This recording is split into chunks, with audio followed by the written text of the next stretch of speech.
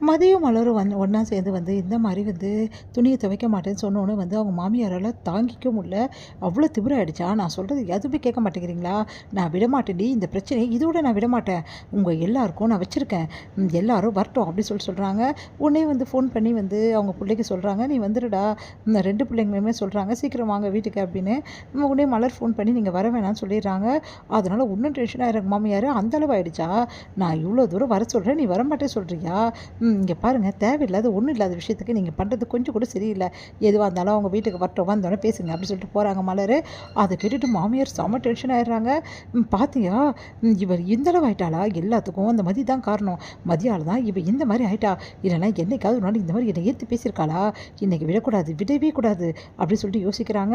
அடுத்து எல்லாருமே சாப்பிட வீட்டுக்கு வந்துடுறாங்க. எல்லாருமே சாப்பிட்டுட்டு இருக்காங்க. அப்போ மெதுவாக ஆரம்பிக்கிறாங்க அவங்க மாமியார். "இங்கே பாருடா, இன்னைக்கு என்ன நடந்தது தெரியுமா? ஒன்றுமே இல்லைடா. உங்கள் அப்பாவோட துணியை துவைக்க சொன்னேன். அதுக்கு துவைக்க மாட்டேன்னு சொல்கிறா அந்த மதி. அதுவும் கிடையாதுடா, உன் பொண்டாட்டியும் அதுக்கு சப்போர்ட் பண்ணுறா. இதெல்லாம் என்னன்னு கேள்றா." அப்படி சொன்னோன்னே உடனே மலர் சொல்கிறாங்க, "ஏன் இப்படிலாம் சொல்கிறீங்க? எந்த துணியும் துவைக்க வேணாம்னு சொல்லலை." மதி சொல்கிறாங்க, "அவங்க இன்னர் வேற துவைக்க சொல்கிறாங்க. நீங்களே சொல்லுங்க, எப்படி துவைக்க முடியும்? உள்ளே போடுற துணியெல்லாம் நான் துவைக்க முடியுமா? நீங்களே சொல்லுங்கள். உள்ளாடைகள்லாம் துவைச்சா எப்படி? அதுவும் அப்பாவோடது துவைக்க சொல்கிறியாம்மா? இதெல்லாம் நல்லா இருக்காம்மா நீ பேசுறது." அப்படின்னோடனே, "இதில் என்ன தப்பு இருக்குது? துவைச்சா என்னடா?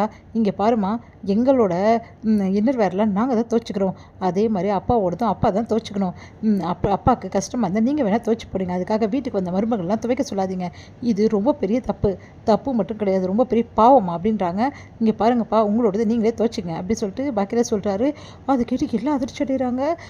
எல்லாருமே அவ்வளோ சந்தோஷமாக இருக்குது மலருக்கும் மதிக்கும். இதெல்லாம் கேட்டு அவங்க மாமியாருக்கு சமட்டை, "என்னடா பாக்கியராஜ் இப்படி பேசுகிற?" அப்படின்னோடனே, "இதில் நம்ம தப்பு இருக்குது. நானும் சுரேஷும் எங்களோட இன்னர் வேற நாங்கள் தானே துவைச்சிக்கிறோம். நாங்கள் யாரையும் துவைக்கவே இல்லையே. அதே மாதிரி அப்பாவோட இன்னர் வேற அப்பா தான் துவைக்கணும். அதெல்லாம் மற்றவங்க கிட்ட கொடுக்கறதே ரொம்ப பெரிய தப்புமா. அதை கொஞ்சமாவது யோசிங்க. நீங்கள் பண்ணது தப்புமா." அப்படி சொல்லிட்டு போகிறாரு. அதெல்லாம் கேட்டு அப்படியே ஆச்சரியப்படுறாங்க. "பாக்கியராஜா இது?" அப்படின்னு சொல்லிட்டு இங்கே மலர் பாக்கியராஜை பாராட்டுறாங்க. அடுத்து அவங்க மாமியாருக்கு செம்ம கடுப்பாக இருக்கும். அப்படியே பயங்கரமாக டென்ஷனாக இருக்காங்க. அப்போ மதி வராங்க. "ஒன்னால தாண்டி இவ்வளோ பிரச்சனை. நீ அவளை ஏற்றி விட்டதால் தான் மலரின் ஒரு வார்த்தை என்னை ஏற்று பேச மாட்டா. ஆனால் இன்னைக்கு அவள் பேசுகிறான்னா காரணம் நீ தாண்டி." அப்படின்னோடனே சத்தம் கேட்டு மலர் அவங்க வராங்க. என்ன ஆச்சு அத்தை? எதுக்காக இப்படி பேசிட்டு இருக்கீங்கன்னொன்னே, "வா வா, அவகிட்ட ஒன்று பேசினா நீ வந்துடுவியே. 2 பேரும் சேர்ந்து இன்னைக்கு ஜெயிச்சிட்டீங்கன்னு நினைக்காதீங்க. உங்களுக்கு 2 சேர்த்து இருக்குடி." அப்படின்னோடனே, "இங்கே பாருங்க அத்தை, நீங்கள் என்ன வேணாலும் பண்ணிக்கிங்க. பழி வாங்கணுமா? எப்படி பழி வாங்கிக்கணும் வாங்கிக்கிங்க. ஆனால் இதுக்கப்புறமும் நான் அமைதியாக இருப்பேன்னு நினைக்காதீங்க.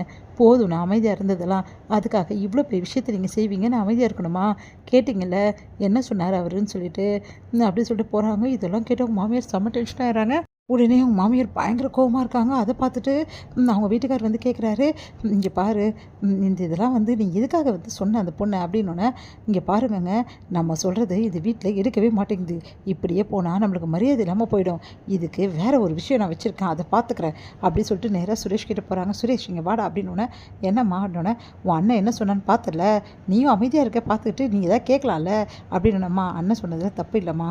இந்த மாதிரி விஷயங்கள் எல்லாம் நீங்கள் செய்ய சொன்னது தான் தப்பு. எனக்கு தெரிஞ்சு உங்கள் மேலே தான்மா தப்பு." அப்படின்றாங்க. "டேய் நீயுமாடா?" அப்படி சொன்னோன்னே, வேறு நான் என்னம்மா பண்ணுறது? இந்த மாதிரி வேலையெல்லாம் ஒரு வாட்டி சொல்லாதீங்கம்மா யாருக்கிட்டையும்." அப்படி சொல்லிட்டு போகிறாங்க. அதெல்லாம் கேட்டுட்டு இன்னும் டென்ஷன் ஆகிடுறாங்க. ச்சே, இந்த வீட்டில் எனக்கு மதிப்பே இல்லாமல் போச்சே. என்ன ஒரே நாளில் எல்லோரும் ஒரே அடியா இப்படி மாறிட்டாங்க. இப்படி விடக்கூடாதே. அப்படி சொல்லிட்டு செம்ம டென்ஷனாக இருக்காங்க. அவங்களால டென்ஷன் தாங்கிக்கவே முடியல. இங்கே மதி என்ன பண்ணுறாங்க, அமைதியாக இருக்காங்க. அப்போ கரெக்டாக உள்ளே வராரு நம்ம சுரேஷ். சுரேஷ் மதிக்கிட்ட அமைதியாக போயிட்டு எதுவுமே பேசாமல் உள்ளே போயிட்டு அமைதியாக படுத்துக்கிறாரு. அடுத்து ஃபோனை எடுத்து கையில் வச்சுட்டு அப்படியே தூங்கி போகிறாரு. அதை பார்த்துட்டு மதி யோசிக்கிறாங்க, எப்பவும் ஏதாவது ஒன்று திட்டுவார், இல்லை ஏதோ ஒன்று வேணும் வம்படிப்பார். ஆனால் இன்னைக்கு அமைதியாக தூங்குறாரு, நம்பவே முடியலையே. பத்தாதுன்னா அவங்க அம்மா அவ்வளோ பிரச்சனை பண்ணாங்க அத்தை, அப்போவும் இவர் வாயை திறக்கலை. என்ன ஒன்றும் புரியலையே. அப்படி சொல்லிட்டு யோசிச்சுட்டே சுரேஷை பார்க்குறாங்க. சுரேஷ் கண்ணு திறந்து பார்த்தா மதி அவரே பார்த்துட்டு இருக்கிறது சுரேஷ் பார்த்துட்றாரு. பார்த்துட்டு உடனே எழுந்து கண்ணை திறந்து அப்படியே பார்க்குறாரு. உடனே மதி ஒன்றும் தெரியாத மாதிரி ஓடி போயிட்டு அப்படியே படுத்துக்கிறாங்க. அதை பார்த்து சுரேஷ் யோசிக்கிறாரு, ஏன் இப்படி பார்த்தா அப்படின்னு.